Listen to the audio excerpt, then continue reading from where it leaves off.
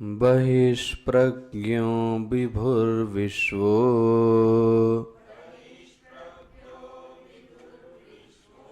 बहिष्प्रज्ञो विभुर्विश्वो अन्तःप्रज्ञस्तु तेजसः घनप्रज्ञ तथा प्राज्ञ एक एव त्रिधा स्मृतः दक्षिणाक्षिमुखे विश्वो मनस्यन्तस्तु तेजसः आकाशे चरति प्राज्ञा त्रिधिया देहे व्यवस्थितः विश्वो हि स्थूलभुग विश्वो हि स्थूलभुग् नित्यम् तैजसा प्रविविक्तभुक् आनन्दभुक् तथा प्राज्ञ त्रिधा भोगं निबोधत स्थूलं तर्पयते विश्वम् प्रविविक्तं तु तेजसम् आनन्दश्च तथा प्राज्ञम् त्रिधा तृप्तिं निबोधत त्रिषु धामसु यद्भोज्यम् भोक्ता यश्च प्रकीर्तितः वैदितम् उभयं यस्तु स भुञ्जानो न लिप्यते प्रभव सर्वभावानां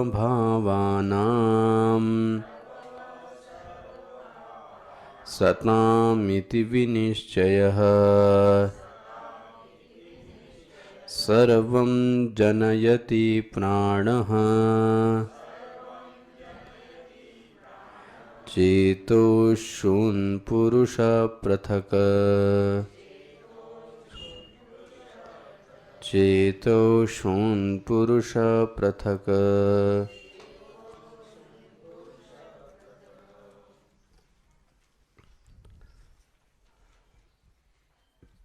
इसको जरा ऊपर करना है, ये इस साइड का स्पीकर इधर करना है। आप उठना, आप लंबे हो। हाँ यस, बस बस बस बस। हरिओम हरिओम। इसका मास्टर बढ़ाना जरा।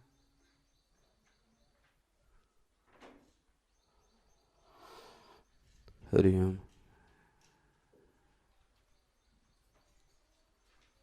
पहला वाला होगा ये एक मास्टर। हरिओम। और बढ़ाना। हरिओम।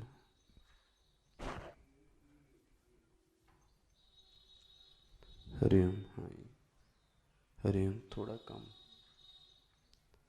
हरिओम हरिओम। ठीक।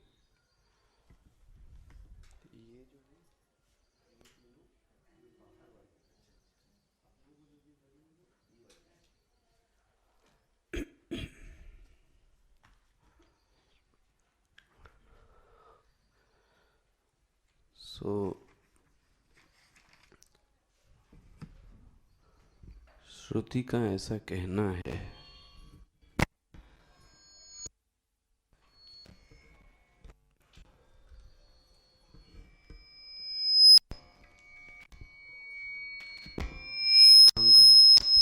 कम करना।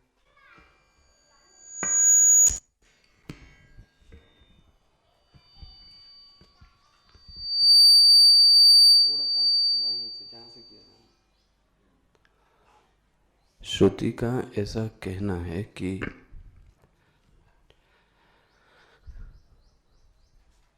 यदि कोई तीनों भोक्ताओं को और तीनों भोग्य को जानता है तो श्रुति कहती है वेदितुम उभयम, इन दोनों के फलों को जानने का ये एक परिणाम जीवन में आता है कि वो भोग करते हुए भुंजानो न लिप्यते, वह भोग से लिप्त नहीं होता है।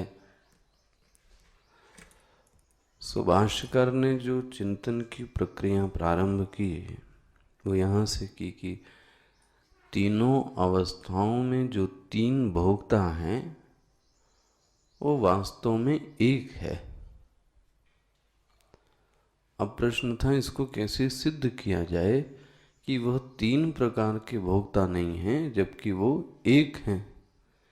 तो इसका तर्क क्या दिया गया? प्रतिसंधानाच, प्रतिसंधानात मतलब प्रत्यभिज्ञा से यह सिद्ध होता है, प्रत्यभिज्ञा से यह सिद्ध होता है कि जो तीन हैं वो तीन नहीं हैं, वो कैसे हैं? एक हैं। आ रहे ना ये चीजें? प्रत्यभिज्ञा को मैंने आपको कहा था स्मृति प्लस ज्ञान को क्या कहेंगे? प्रत्यभिज्ञा कहेंगे। खाली स्मृति भी ज्ञान नहीं कहलाती है ना। स्मृति ज्ञान नहीं कहलाती है क्योंकि स्मृति तो गलत चीज की भी होती है भाई, इसलिए स्वप्न को प्रमाण नहीं माना गया है ना।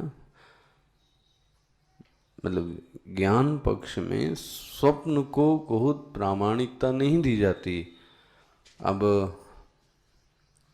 लोगों के मन में बड़ा रहता है कि मुझे स्वप्न में दर्शन हुआ, मुझे स्वप्न में दीक्षा हुई, लेकिन वेदांत कहता है ये आपके मन के सोचने का परिणाम है। तेरा समझना, मना नहीं करता लेकिन वो कहता है आपने जैसा सोचा था वैसा आपको क्या हो गया? दिख गया। अब गलत चीज भी तो स्वप्न में दिखती है तो फिर उसको भी क्या माना जाए? सही माना जाए। फिर मानस में तुलसीदास जी बोलते हैं कि सपने में जो भिखारी है वो अपने को नृप मानता है, ठीक है, और जो नृप है वो अपने को क्या माने? रंक मानने लगे। तो क्या ये सही? तो स्वप्न प्रामाणिक नहीं है। और जो आप ज्ञान पक्ष के लोग हैं इसको ध्यान से, मतलब इस पे बहुत ज़्यादा वैल्यू नहीं देनी चाहिए। समाज में बहुत लोग इसको बोलते हैं मुझे स्वप्न में ऐसा हुआ है। ठीक है, आप सात्विक हैं इसलिए ऐसा हुआ, आपका शिष्टाचार, आपका आचरण, आपका व्यवहार ऐसा है इसलिए आपके साथ स्वप्न में ऐसा, लेकिन ऐसा ही है ऐसा नहीं कहा जा सकता क्योंकि स्वप्न भी परिणाम किसका है? स्मृति का। स्वप्न जगत जो परिणाम है वो किसका? स्मृतियों का, वासनाओं का, संस्कारों का। तो स्मृति यदि गलत जगह दिखती है, ठीक है, तो उसको भ्रम कहते हैं। यदि स्मृति सही देश में दिखती है, स्मृति का जो देश और काल है वो यदि सही है तो उसी स्मृति को प्रत्यभिज्ञा कहते हैं। नहीं हो तो आप पूछ लीजिएगा, ध्यान रखना, इसमें बीच में कहीं फांस नहीं रहनी चाहिए। स्मृति गलत जगह दिखती है तो क्या कहलाएगा? भ्रम। स्मृति उचित काल में उचित देश में दिखती है उसको बोलते हैं ज्ञान। हो गया ना? इसी को बोलते हैं स्मृति प्लस ज्ञान को क्या बोला गया था? प्रत्यभिज्ञा। प्रत्यभिज्ञा मतलब मैं जो कल था वही मैं आज भी हूं। हो गया ना इतना? अच्छा जी, अब आप देखो स्मृति क्या स्वप्नावस्था में आ सकती है?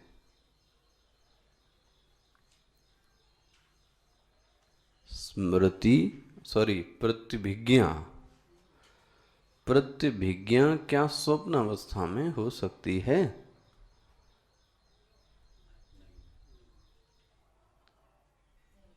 क्यों?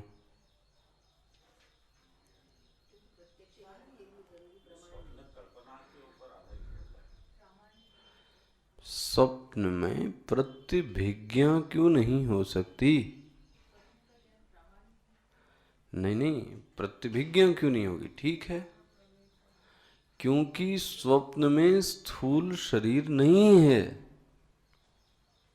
पता नहीं आप कल इस बात को पचा पाए, समझ पाए नहीं, जो जुड़ दिया गया। जागृत अवस्था में तीनों शरीरों का अन्वय है, ध्यान से समझना। अवेकिंग स्टेट जो है, जो अभी है आपकी, इसमें आप बताओ विश्व है कि नहीं है? ठीक है, विश्व तो है ना, स्थूल शरीराभिमानी विश्व भी है अभी। अच्छा, क्या इस समय सूक्ष्म शरीर है कि नहीं है? तो सूक्ष्म शरीराभिमानी कौन है? बोलो जी, तेजस। तो वो भी है या नहीं है अभी? अच्छा जी, देखना, विश्व प्रेजेंट है, तेजस प्रेजेंट है। अच्छा, प्राज्ञ कारण शरीर है या नहीं है अभी? बोले है। इसका मतलब जागृत अवस्था में स्थूल शरीर, सूक्ष्म शरीर और कारण शरीर, इन तीनों का अन्वय है।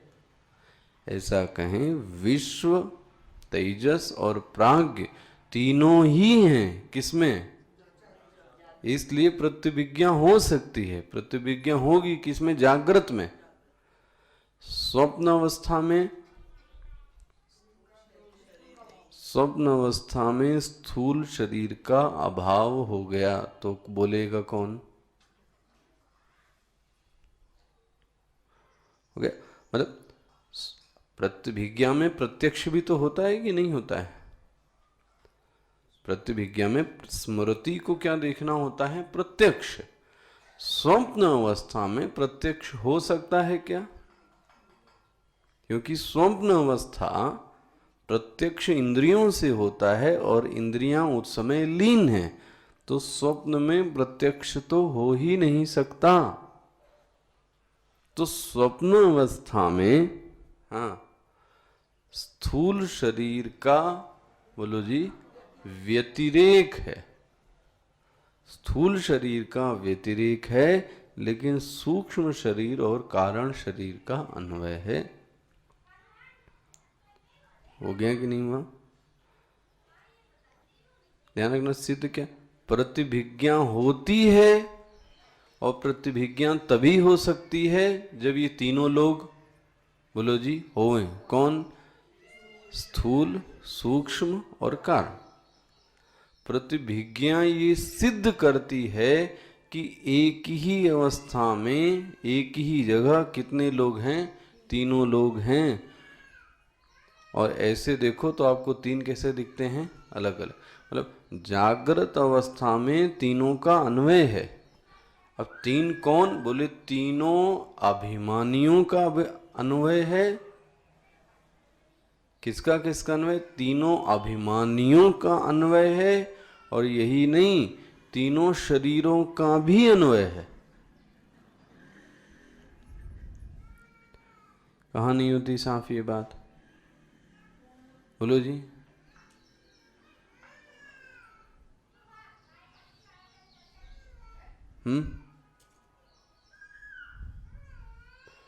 कहाँ नहीं ये बात समझ में आती है? तर्क देख लेना। प्रतिभिज्ञा से ये सिद्ध होता है कि ये तीन तीन नहीं दिखते। तीन कहाँ हैं? ये एक ही जगह हैं। कहाँ? जागृत अवस्था में। बन गया? वहां जाते हैं तो सबका अभाव मिलता है। कहाँ? स्वप्न में भी और सुषुप्ति में भी। हो गया। दूसरा तर्क दिया गया था दृष्टत्वात्। जो दृष्टा है वो तीनों का क्या है? साक्षी है, तीनों का दर्शन करता है। वो कैसा है? बोले वो एक है। हो गई थी इतनी बात हमारी आपकी। तो प्रत्यभिज्ञा हो गया, प्रत्यभिज्ञा, और उसका जो दूसरा तर्क दिया गया वो क्या दिया गया, दृष्टत्वात्। मिल गया ये हेडिंग जहां मैंने कल अंडरलाइन कराई थी।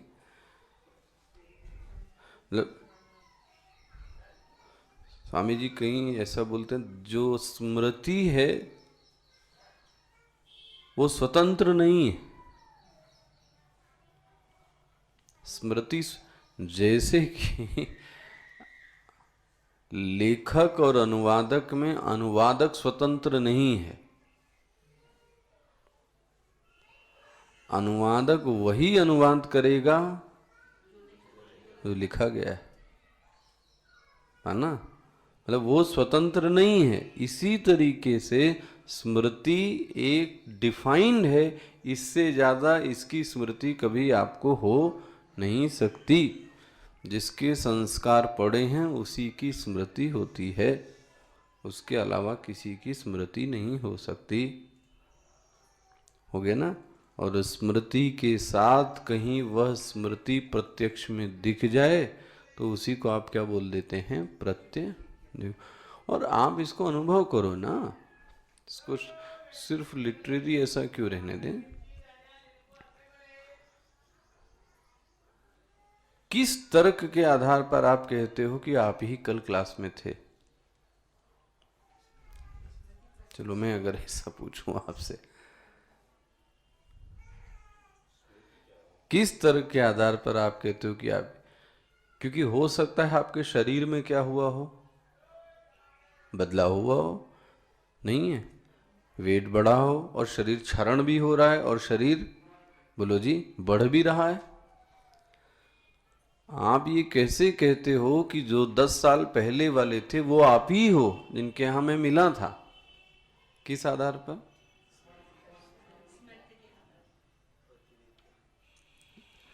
है ना, ये सिर्फ कहने के लिए ना हो, जरा इसको अपने मन में सोचना कि जो मैं कल था मैं वो आज हूं, इसका प्रमाण क्या है?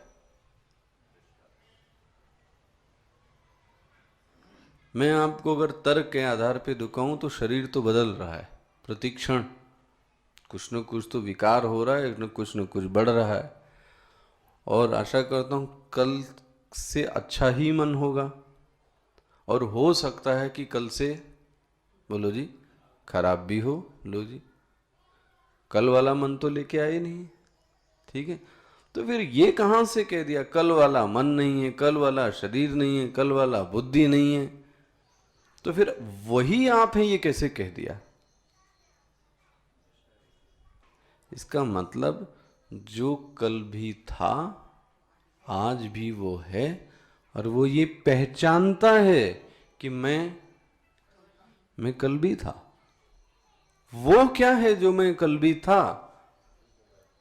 वो शरीर तो नहीं है, वो मन तो नहीं है, वो बुद्धि तो नहीं है। फिर कैसे बोलते हैं कि मैं कल भी था? अरे जो मैं सोया था वही मैं सो के उठा हूं, ये कहां से कह दिया? हो सकता है सोने वाला पुरुष कोई और हो और जागने वाला पुरुष कोई, बोलो जी, और हो। तो जिस तर्क के आधार पर आप कहते हो कि मैं ही कल था, वो उस तर्क को क्या बोलते हैं पता है? उसी को शास्त्र ने एक शब्द दे दिया। वो शब्द क्या दे दिया आपको? प्रत्यभिज्ञा। प्रत्यभिज्ञा मतलब जो मैं कल था वही आज मैं हूं। इसका मतलब सब कुछ बदला लेकिन मैं नहीं बदला। हो गया ना। तो अब जरा दूसरी दृष्टि देखो जो कल में आखिरी आके, भोक्ता मतलब क्या? भोग करने वाला। तो तहां से तीनों का स्वभाव यदि भोग करने का है तो भोक्ता कितने हुए? एक हुआ। अवान्तर भेद से 3 भोक्ता हैं। आ रहा है कल का था? अवान्तर भेद से 3 भोक्ता हैं, लेकिन संज्ञा की दृष्टि से कितना होगा भाई? आपको यही कहा जाएगा कि आप भक्त हैं। ठीक है, किसी ने अमरूद का भोग किया, मैंने बोला, किसी ने सेब फल खाया, किसी ने अंगूर खाया, तो हम कहेंगे कि सभी क्या हैं? बोलो जी, भोक्ता हैं। कोई कहेगा नहीं, मेरा भोक्ता अलग है। क्यों? क्योंकि मैंने तो सेब खाया था।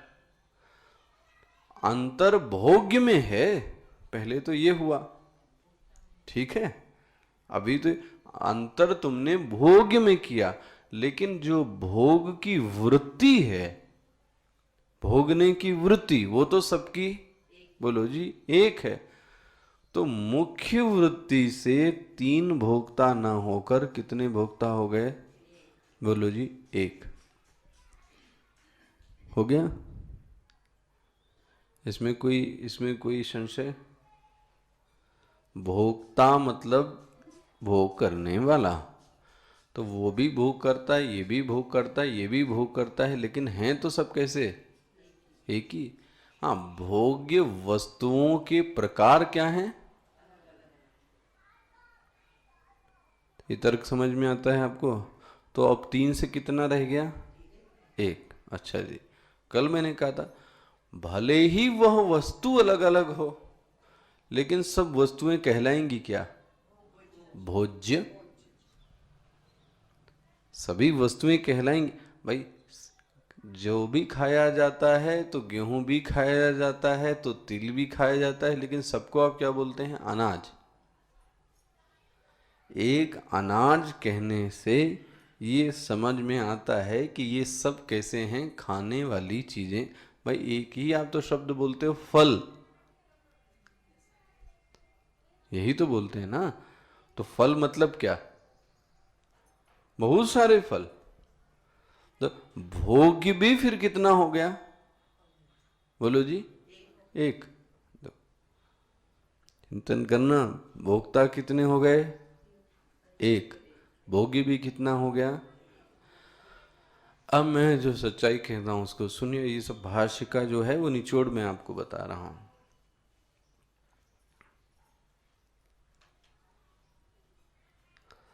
जब आपने बहिष्प्रज्ञ पढ़ा था सबसे पहले मंत्र में, तो क्या पढ़ा था? उसकी परिभाषा क्या दी गई थी? बहिष्प्रज्ञ जब आपने पढ़ा था, ढूंढो किताब में आप जरा, तो क्या परिभाषा दी गई थी बहिष्प्रज्ञ की? देखो उसमें जरा देख के बताओ। उसमें क्या नहीं, ऐसा नहीं है एकदम। बहुत अंतर है। जिसकी वृत्ति बाहर जाती है,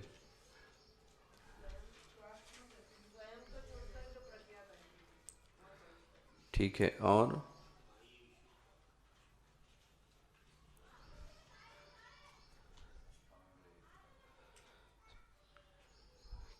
आधों को तो मिल ही नहीं रहा होगा।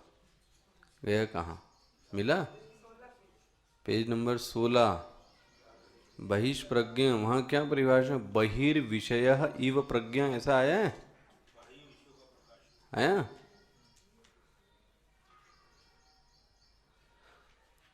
ध्यान रखना, जो आप अभी आश्रम में कहते, शब्दों के प्रति बहुत सतर्क। इसको लिए स्वामी जी बोलते ना, वेदांतियों को शब्दों के प्रति कंजूस होना चाहिए, देने ही नहीं चाहिए शब्द। मतलब डिलीवर करें तो बड़े कंजूसी से शब्द बोलें। देखो, जिसकी प्रज्ञा बाहर है, यही आप समझते हैं, लेकिन वहां क्या बोला गया? बहिर्विषया इव। इव मतलब मानो कि जिसकी प्रज्ञा बाहर है। इसको कितना अंतर हो गया? नहीं पकड़ में है आपके। मानो कि, इव शब्द आया है कि नहीं आया है? आया। इव, इव मतलब बहिर्विषया प्रज्ञा और बहिर्विषया इव प्रज्ञा, जमीन आसमान का अंतर है। मानो कि जिसकी प्रज्ञा बाहर सी हो, इसका मतलब क्या है? बाहर है नहीं, बाहर है नहीं, बाहर सी है। बहुत बड़ा अंतर है। जिसकी प्रज्ञा बाहर सी लगती है, बाहर सी है, ये क्यों लगाया फिर भाष्यकार ने? अगर इतना ही कहना था कि जिसकी विषय प्रज्ञा बाहर है तो बहिर्विषय प्रज्ञा, लेकिन नहीं नहीं नहीं, प्रज्ञा बाहर हो ही नहीं सकती कभी। देखो जी, इसलिए बोला अज्ञान दशा में लगता है कि उसकी प्रज्ञा बाहर, और उसके आगे लिखा है अज्ञान, जरा देखना।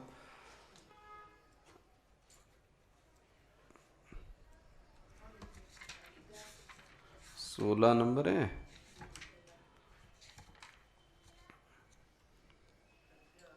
देखो कितना, उस समय यदि आपने ध्यान दिया होता इस पे तो आपको ये गलती नहीं होती। देखो बहिष्प्रज्ञ, पेज नंबर 16, मेरे ख्याल से सबको मिल गया होगा। मिला? पेज नंबर 16, बहिष्प्रज्ञ क्या लिखा है उसके आगे? स्वात्म व्यतिरिक्त प्रविषये प्रज्ञा यस्य सा बहिर्प्रज्ञो बहिर्विषयः, मिल रहा है, एवं प्रज्ञा अविद्याक्रम अभासत। ये बाहर विषय दिखाती है किसके कारण? अविद्या के कारण। देखो जी, इसका मतलब वो बाहर वास्तव में प्रज्ञा, बोलो जी, है ही नहीं। न तो वो बहिष्प्रज्ञ है, हाँ, न तो वो अंतःप्रज्ञ है, न तो वो घन प्रज्ञ है। ये जो बहिर दिखता है वो अज्ञान के कारण दिखता है। हो गया? बात समझ में आती है ना? अभी ये मैं इसको अभी नहीं समझाऊंगा क्योंकि ऑलरेडी इसको बहुत पढ़ा चुका हूँ, तीसरे मंत्र को। जो मुझे लगता है कि मेरी भोग वृत्ति बाहर की है, ये समझ लेना, ऐसा लगे तो दो चीजें हैं, भोग विषय बाहर नहीं है, ठीक है, लगता है क्योंकि अविद्याकृतत्वात्, अविद्या काल में ऐसा ही, विद्या काल में कभी ऐसा, ज्ञान की अवस्था में कभी भोग वृत्ति बाहर की ओर होती ही नहीं है। बोले मतलब आप क्या कहना चाहते हैं? भोग नाम की वस्तु है ही नहीं। हाँ, ठीक है, भोग्य नाम की वस्तु है ही नहीं, बहिर्विषया इव। भोग्य जो बाहर दिखाई सा देता है, कितना भोग? एक। तीनों को क्या भोग शब्द से मतलब एक, अवान्तर से बहुत हैं, लेकिन भोग तो ये जो भोग लगता है, भोग वृत्ति, वास्तव में भोग बाहर है ही नहीं। और यदि लगता है तो भाष्यकार ने उसका उत्तर दे दिया, अविद्याकृतत्वात्, अविद्या के कारण साधक को लगता है कि भोग बाहर है। बोले मतलब आप क्या कहना चाहते हैं? सत्य ये है, भोग अध्यस्त है, भोक्ता अधिष्ठान है। समझना जरा क्या कहा गया? भोक्ता अधिष्ठान है। कितना है भोक्ता? एक। भोक्ता अधिष्ठान है, अधिष्ठान मतलब ब्रह्म, ब्रह्म भोक्ता अधिष्ठान है, तो फिर भोग अध्यस्त है। अध्यस्त मतलब सुपर इम्पोजिशन, आरोपित है। आरोपित चीज सत्य नहीं होती। बन गया? आप पिता हैं और आप माता हैं ये भी आरोप है, ये सत्य देख लो आप। मैं माता हूँ, मैं पिता हूँ, मैं गुरु हूँ, मैं शिष्य हूँ, ये सब के सब किसके ऊपर आरोप हैं? आपके ऊपर। बोलो जी, क्योंकि ये सब आप हो नहीं। सोच के देख लेना भैया, ये है मांडूक्य। आप सोचो कहाँ आप वो अभी बहिष्प्रज्ञ और सब घूम रहे थे। सच्चाई ये है कि जो भोगता है वह अधिष्ठान है। अधिष्ठान आप मेरे ख्याल से समझ गए होंगे आप, ठीक है। जैसे रज्जू पर सर्प, ठीक है, चलो, रज्जू अधिष्ठान है तो सर्प अध्यस्त है। आप समझ में आता है? सर्प दिखता है लेकिन सर्प दिखता है, प्रातीतिक सत्या है, व्यावहारिक सत्ता नहीं है, तात्विक सत्ता नहीं है, लेकिन प्रातीतिक सत्ता है। क्यों दिखता है सर्प? क्यों दिखा सर्प?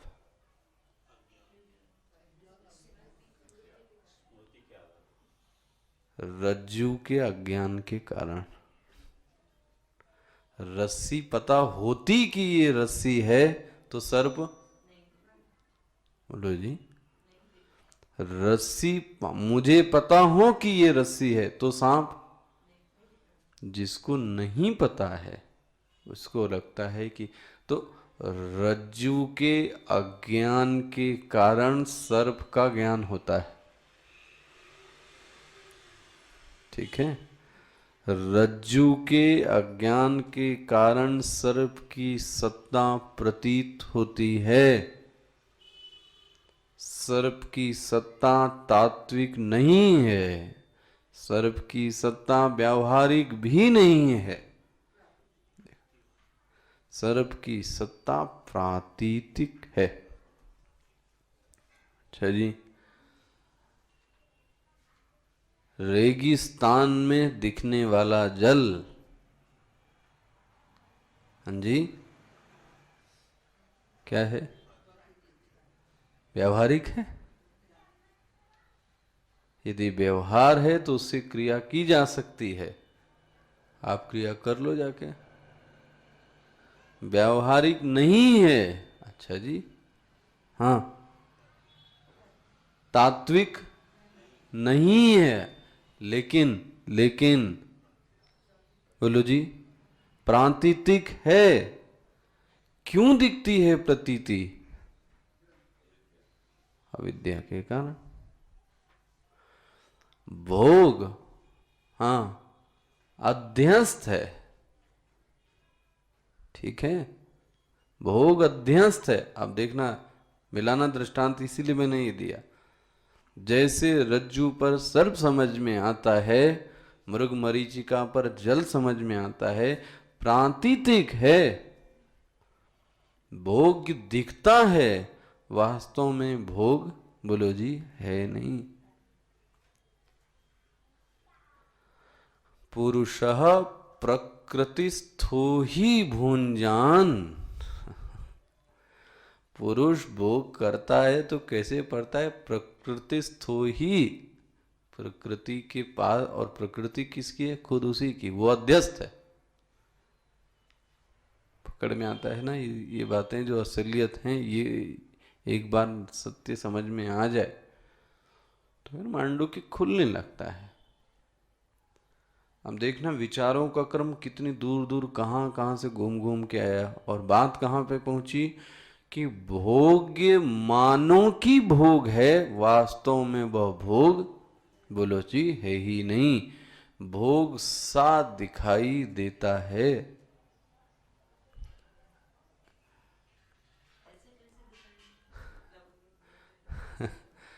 देखो जी, एक दिन की बात है,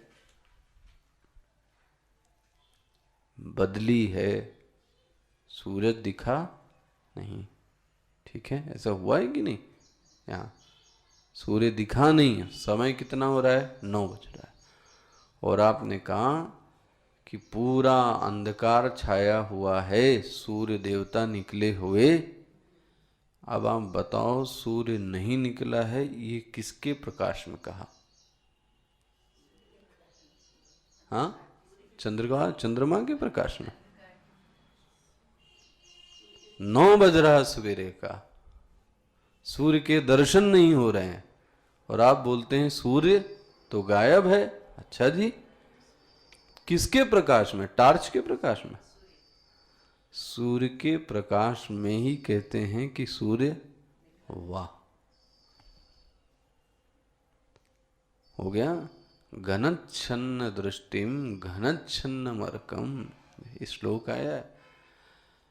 अज्ञान इसी को तो कहते हैं कि जिसके प्रकाश में आप सब देखते हो, उसी को हम ये बोल देते हैं कि वो यहां, वाह, इससे बड़ा झूठ और क्या होगा? आप बताओ। यथा निष्प्रभम चाति मन्यते मूढ़ाः, ये मूढ़ व्यक्ति है। भाष्यकार कहते हैं, वेदांत सार में है, मूढ़ाः, मूढ़ है कौन? जो सूर्य के प्रकाश में देखते हुए भी कहते हैं कि सूर्य नहीं है। उसी तरह से ये जो चैतन्य है वो क्या हो गया है? छिप गया है, दिखाई।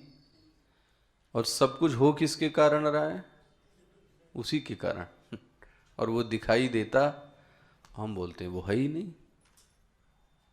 पकड़ में आता है ना भाई? जो दृष्टांत मैंने दिए ना, अधिष्ठान और अध्यस्त के, उसको मिलाना। आप माता हो, पिता हो, ये अध्यस्त है किसके ऊपर? मैं के ऊपर।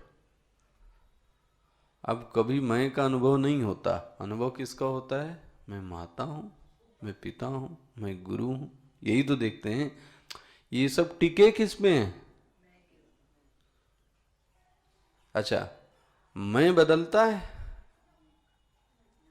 मैं में परिवर्तन है, लेकिन इन सभी में, अभी माता थे तो कभी शिष्या हो गए, तो कभी कुछ हो गए, कभी बहन हो गए, कभी दृष्टा हो गए, कभी श्रोता हो गए, कभी मनता हो गए, कभी गंता हो गए। ये बदल रहा है। इन सभी का जो अधिष्ठान है वो मैं, वो कभी नहीं बदलता। प्रत्यभिज्ञा, वो कभी बदलने वाला नहीं है। भोक्ता एक है, और वो भोक्ता, माय डियर, वो प्योर कॉन्शियसनेस है। मतलब जो विश्व है, जो तेजस है, जो प्राज्ञ है, वो चैतन्य के अलावा कुछ और नहीं है। जो बहिष्प्रज्ञ है, जो अंतःप्रज्ञ, जो आनंद भुक, ये सब भोग अध्यस्त हैं। अध्यस्त हैं किस पर? अधिष्ठान पर। क्यों अध्यस्त हैं? अविद्या, अज्ञान के कारण हमको अध्यस्त दिखता, ये सत्य दिखता है। इसीलिए बोला बहिर्विषया एव। ये शब्द देखो, एक छोटा सा शब्द, वरना वो सच हो जाए। मानो कि जिसकी प्रज्ञा, आप क्या बोलते हैं? मानो कि सर्दी पड़ रही है, मानो कि आदमी वैसा ही लगता है। इसका मतलब ये नहीं कि वो आदमी हो गया। मानो कि मतलब है नहीं, लेकिन दिखता। चेतन की प्रज्ञा बाहर है, हाँ, भला ये लगता है क्या कि बाहर सी है, बाहर वास्तव में है नहीं। हो गया। अब भुंजानो न लिप्यते, अब कैसे लिप्त होगा? अधिष्ठान अध्यस्त में लिप्त हो सकता है? अरे जो है ही नहीं, जिसकी सत्ता उसके कारण है, कभी रज्जु सर्प से लिप्त हो सकती है क्या? बोलो भाई, रज्जु सर्प से लिप्त हो सकती है, रेत के कण जल से लिप्त हो सकते हैं क्या? कभी नहीं। जो है ही नहीं और जिसकी कारण उसकी सत्ता है, वो लिप्त क्या होगा? हो गया ना ये समझ में आता है ना? वेदितुम उभयम यस्तु स भुंजानो न लिप्यते। इस तरीके से वो लिप्त नहीं होता है। जैसे आग में बोलते हैं आप कुछ भी डाल दो, आग ना तो पवित्र होती है ना तो, देखो जी, वो जो मानी गई वो मानी गई। अग्नि मतलब प्रज्वलित अग्नि की बात नहीं कर रहा हूं मैं यहाँ। अग्नि का जो गुण है ना तो वो ऊपर जाएगी और नीचे, प्रज्वलित अग्नि नहीं, ध्यान रखना। अग्नि की जो सूक्ष्म अग्नि की बात कर रहा हूं, है ना, वो तो दाहकता का गुण है उसमें। कुछ भी डालोगे वो क्या कर देगी? जला देगी, बस। अच्छा जी, बहुत सारे इसके और भी रास्ते हैं समझने के।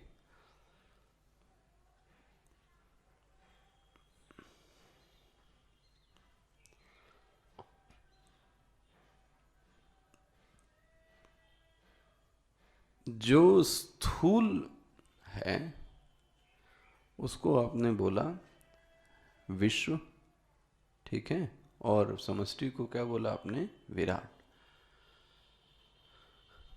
तो जब लय होता है तो फिर जो स्थूल था उसका लय किस में हो गया? नींद आ रही, देखो जबरदस्त जमाई। नींद नहीं हुई आपकी रात में?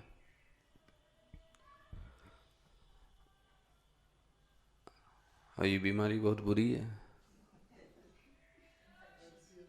अछूत वाली है, छूत वाली, सबको फैला देगी। और मैं आपको ऐसे बोलूं, हाँ प्राज्ञ विश्व में, तो आप क्या कहोगे? वाह, सुषुप्ति आ रही है आपकी, लय अवस्था। आप सबको एक बार स्वामी जी के सामने 2 महीने हो ना, और वो स्वामी जी ना रहे जो आपके यहाँ पे दिखते हैं, तो आपकी ऐसी कटाई छटाई होगी ना, या तो आप छोड़ ही दोगे पढ़ना। उनके साथ 2 ही चीजें, या तो आप छोड़ दोगे या तो आप बन जाओगे, बीच का कोई रास्ता नहीं है उनके यहाँ। मैं ये बात सच कह रहा हूँ। जो उनके मानने वाले लोग हैं और जिनको वो मानते हैं, उनके साथ 2 ही चीजें हुई हैं, या तो लोगों ने उनको छोड़ दिया या उन्होंने उनको छोड़ दिया। या तो उन्होंने जिसको पकड़ा और जिसने उसको पकड़ा वो बन ही गया। मैंने देखा है। स्वामी अद्वैतानंद जी आप देखो जरा, कहाँ, कल हम लोग बात, पूरे विश्व में सिर्फ तेजोमयन जी के बाद वही एक ऐसे आचार्य हैं जो तेजोमयन जी ने किया वो उनको मिला है। वो सिद्धबाड़ी के आचार्य रहे तो सुमित्र जी भी रहे, वो पवई के आचार्य रहे तो वो पवई के आचार्य रहे, वो चिन्मय विभूति के हेड थे तो अभी वो भी चिन्मय विभूति। आप देखो जो वो करते चले गए वो होता होता होता होता। मेरा मतलब ये है कि वहाँ आपकी कटाई छटाई अच्छे से होती, नीचे बैठाल के ना आपको, फिर आपको समझाते हो। जो सीडी होगी ना ओरिजिनल, अगर किसी की ओरिजिनल जिसमें कटाई छुटाई ना हुई हो, तो उसमें ज़रा डांट सुनना तो आपको समझ में आता है। तो साथ साथ बोलते हैं, आहु बहिष्प्रज्ञ भोगाभिमानी, नाश्ता खूब लपेट के आ गए, अब पढ़ेंगे मांडूक्य। वाह, नाश्ता वास्ता तो आपको चला जाता है दूसरे दिन। खैर, तो जब स्थूल का लय सूक्ष्म में होता है तो मेरा प्रश्न है, तो स्थूल भोग कहां चले गए? स्थूल भोगों का क्या हुआ?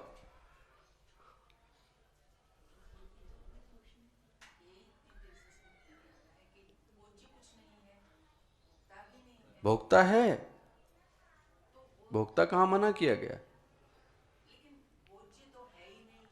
हाँ, ठीक है।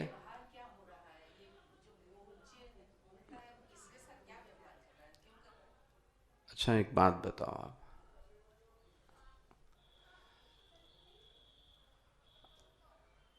आपने देखा एक माँ, ठीक है, एक छोटी लड़की उसकी है, और यदि उसकी गुड़िया टूट गई, उसका खिलौना टूट गया और वो रो रही है,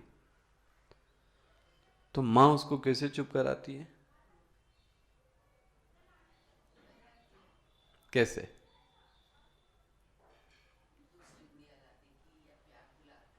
तो वो उसके रोने में खुद भी क्या करने लगती थोड़ी देर के लिए, झूठी मुट्ठी में, ठीक है। और किसी ने आया और देखा कि अरे ये तो रो रही है, कौन? आप क्या कहोगे? रो तो रही थी, ठीक है, रो तो रही थी, क्या रोना सत्य था? तो फिर रो क्यों रही थी? ठीक है, मतलब रोते हुए भी, बोलो जी, रोते हुए भी वो नहीं रो रही थी, ठीक है, पहला फैक्ट। अच्छा जी, दूसरा फैक्ट, जब वो रो रही थी तो अंदर से क्या वास्तव में ऐसा कुछ था उसके अंदर की गुड़िया टूट गई है, ये हो गया, वो हो गया, ठीक है, मतलब वो नाटक कर रही है, वास्तव में ऐसा। तीसरा, जो व्यक्ति बाहर आके कभी ना मिला हो, वो उस औरत को देखे तो बड़ी औरत है, देखो रो रही है, किस लिए रो रही है, क्या कह रही है? गुड़िया टूट गई, गुड़िया टूट गई। तो आदमी क्या समझेगा आपको, बोलो जी? तो आप क्या कहोगे उसको? उसने बोला तुम पागल हो, इतनी बड़ी हो गई हो, तुम गुड़िया के लिए रोती हो, आप क्या कहोगे? हाँ। आप क्या कहोगे उससे? आप यही को, तुम पागल हो। मैं क्यों पागल हूं? जो दिख रहा था तुम उसको समझ, बोलो जी, यही कहोगे ना? मैं रो नहीं रही थी, मैं भोग नहीं कर रहा था, लेकिन भोग करते हुए भी लग रहा था कि मैं, दीजिए, पकड़ में आता है आपको? तुमको दिखता है ये तुम्हारी गड़बड़ी है, तुम मेच्योर नहीं हो।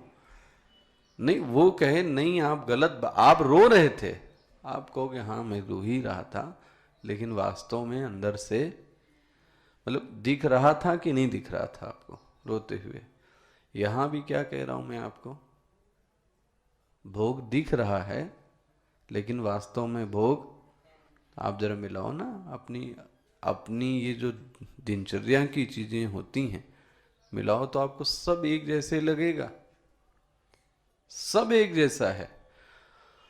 हाँ, जब मैं उस आदमी की दृष्टि से देखूंगा तो मुझे सब क्या समझ में आएगा, ये कि सभी, ये जो लेडी है ये क्या कर रही है वास्तव में, क्योंकि वो अज्ञानी है, वो आपकी स्थिति को अभी, वो परिस्थिति को नहीं जानता, तो वो यही कहेगा कि ये रो ही रही थी।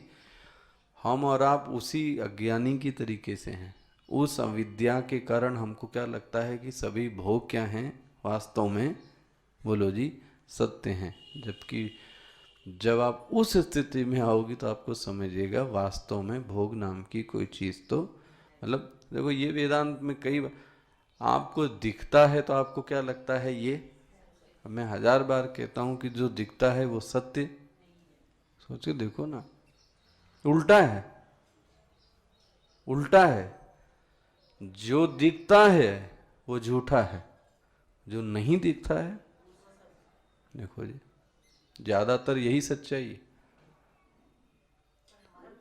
ज्यादातर। एक मिनट, तार जाते हुए से दिखते हैं, बट क्या कहोगे आप?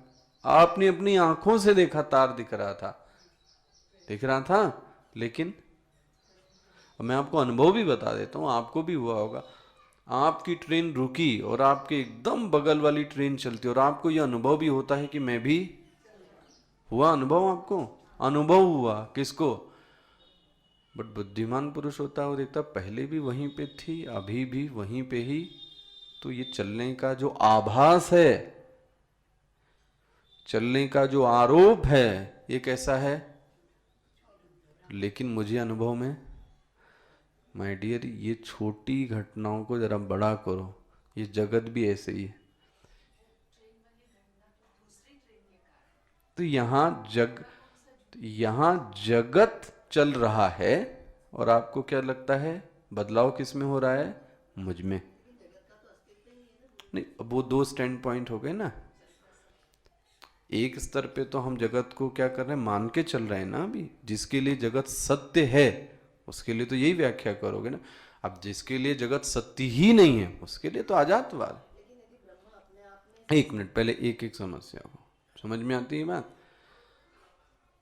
इसको बार बार प्रश्न चिन्ह लगाकर देखना चाहिए, जो मेरी अनुभूति है वो कितनी सत्य है।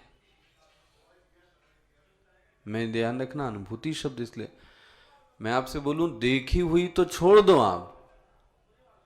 आपको बताऊं आपकी अनुभूति भी झूठी है, क्योंकि वो आपके दिमाग का और आपकी सोच का परिणाम है। पकड़ में आता है? आपने कमरे में 3 एसी लगा लिए और कमरा एकदम चिल्ड हो गया और आप क्या कहते हैं, बहुत ठंडक है। लेकिन बाहर आपकी अनुभूति तो यही होगी कि बहुत ठंडक हो रही है आजकल, जो निकलते ही नहीं घर से, अपने पूरे घर से, तो वो तो यही कहेगा कि बहुत ठंडक है, बड़ा अच्छा एटमॉस्फेयर है। लेकिन आपकी अनुभूति भी, बोलो जी, क्योंकि आप एक कंडीशन हैं। कितने से? एक घर में, एक दिमाग से हम इतने कंडीशन हैं कि जो मुझे कहता है। और सबसे बड़ा दृष्टांत वेदांत का, जो सबसे बड़ा झूठा है और जो सबसे बड़ा सच्चा लगता है, वो ये है कि न सूर्य का उदय है न तो सूर्य का, और आप क्या कहती हैं, जितने तीज और त्योहार, आप बताओ जरा, इन घटनाओं की ओर तो देखो ना। दिखता है, अनुभूति है, लेकिन फिर बहुत जबरदस्त झूठ में जी रहे हैं, इसीलिए परेशान है। इसीलिए और कभी कभी झूठ में जीने की क्या बन जाती है पता है? कोई सच की ओर ले जाता है तो मुझे तकलीफ होती है कि मुझे सच को, बोलो जी, मत दिखाओ, क्योंकि मुझे झूठ में रहने की। अफीम वाले को अगर अफीम से ना देकर थोड़ा संतरा खिलाओ, थोड़ा अच्छी बातें बताओ, तो उसको क्या लगता है, गलत बात, मुझे कहाँ जाना है।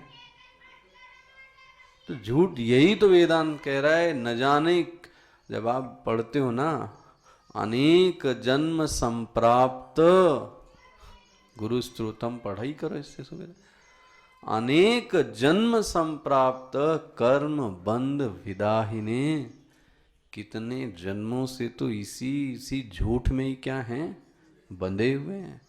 इसीलिए वो गुरु की प्रार्थना करता है, आत्मज्ञानेन प्रदानेन, हे गुरु तुमने मुझे क्या दिया, तस्मयी, मैं उस गुरु को प्रणाम करता हूं। किस गुरु को? हाथ रख दिया उसने नहीं, चमत्कार कर दिया उसने नहीं, क्या कहता है, आत्मज्ञान प्रदान। जिस गुरु ने मुझको आत्मज्ञान दिया उस गुरु को मैं प्रणाम करता हूं। इसीलिए तो गुरु, ये वंदना ही इसीलिए की गई। तो कितने जन्मों से पढ़े। हाँ, नाउ लास्ट।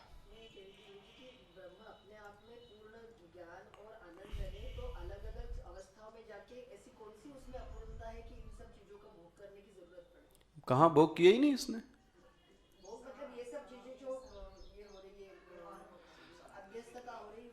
ये अध्यस्तता है ही नहीं। किसने कहा? रज्जू पे सर्प है, ये किसने कहा?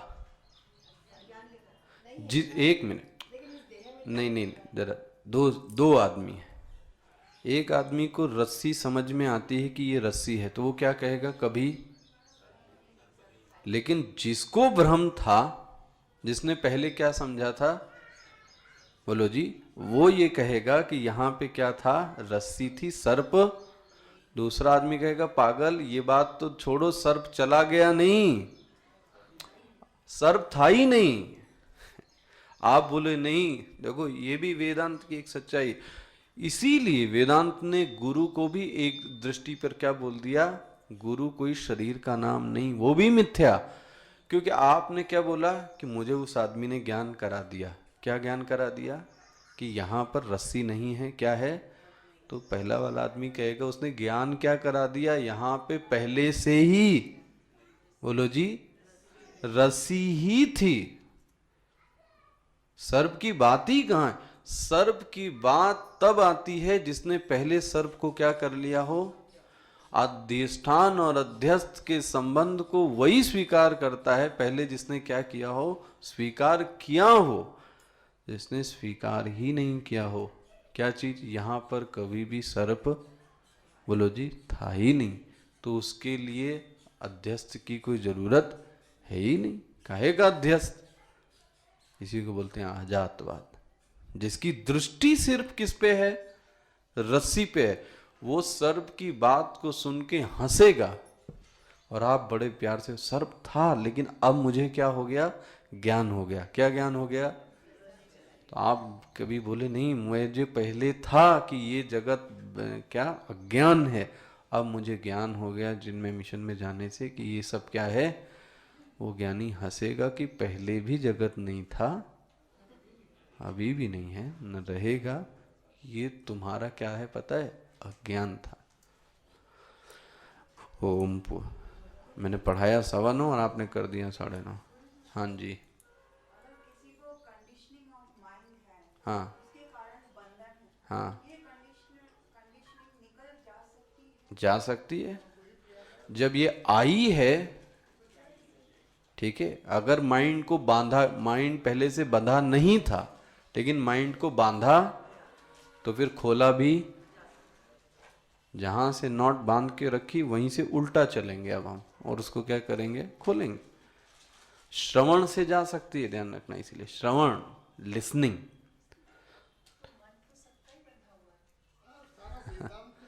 ये इसलिए है क्योंकि आपका बंधा है तो आप सबका बोल रही बंधा है, सबका क्यों बंधा है भाई? हाँ, करने ना ना झूठ। तो आप जो गुड़िया टूट गई थी सत्य, उसके बाद भी आप क्या कर रही थी, नहीं कर रही थी व्यवहार। अच्छा, ये सूर्य नहीं निकला है लेकिन इसके बाद भी सूर्य व्यवहार। तो झूठी चीज से व्यवहार हो सकता है और होना चाहिए और होता ही है। जो सच चीज होती है वो तो अव्यवहार्यम है। सच चीज से व्यवहार हो ही नहीं सकता, व्यवहार तो सदैव। तो झूठी चीज से व्यवहार होता है। अरे आपको पता है आपके घर वाले, करो ना, रिश्तेदार नालायक हैं, धोखेबाज हैं, इसके बाद भी क्यों कर रहे हो आप?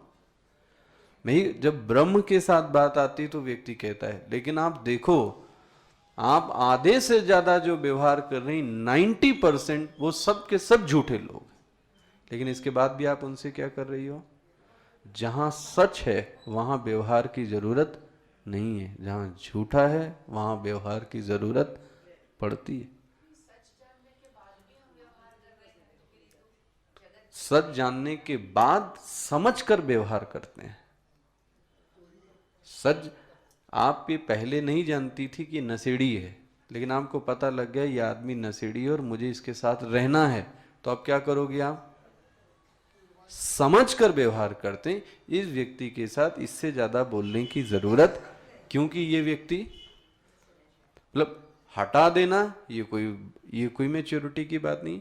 समझकर, ये वेदांत यही कहता है, यहीं रहना है, सब कुछ करना है, सब कुछ वैसे का वैसा ही रहेगा। समझ के व्यवहार करो, सोच कर समझ कर इसको।